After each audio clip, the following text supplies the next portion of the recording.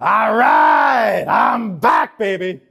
And for those of you who don't know me, my name is Matt Walker. I'm the producer on DMC5 SE.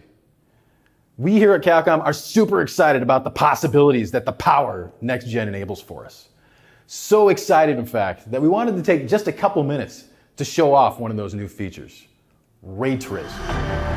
First up, let's take a look at how reflections are going to take advantage of this new capability. Thanks to ray tracing, we're going to be able to now calculate what should be seen when looking at any reflective surface. And as you can see here, it's going to be done dynamically, just as we can see with Nero and the balloons.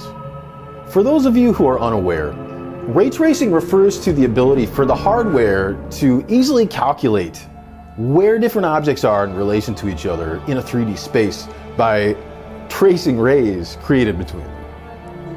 In terms of DMC5 SE's graphical upgrades over the original DMC5, this is going to enable us specifically to create more realistic reflections, as we see here, and lighting. Up until now, we had to find ways to simulate reflections in order to achieve a specific intended artistic effect. But now, we have more power. And that power allows us to break past the limitations that we had in these previous implementations. Next up, lighting. As with the reflections, ray tracing is also going to help us trace light rays as well. And this is going to help us create more dynamic looking environments. One example that I really love is right here in this room.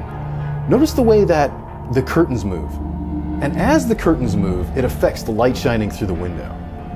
As you can see here, this can't be done when the ray tracing is turned off. Ray tracing also enables us to calculate light as it bounces between objects, which means lighting can now look even more realistic. And as you can see here, this is going to be most pronounced as you look at the environments of DMC5 SE. The power of Next Gen is going to give players the choice to experience ray trace graphics at 4K 30 frames per second, 1080p 60 frames per second, or turn off the ray tracing and experience the game at frame rates up to 120 frames per second. Once again, ray tracing is only one of the upgrades that Next Gen is going to enable for us. In addition to the high frame rates that I just talked about, loading times will be greatly reduced. Audio will be even more immersive thanks to new upgraded spatial 3D audio tech. And of course, the extra horsepower and memory is going to give us the opportunity to add new content like Legendary Dark Knight mode.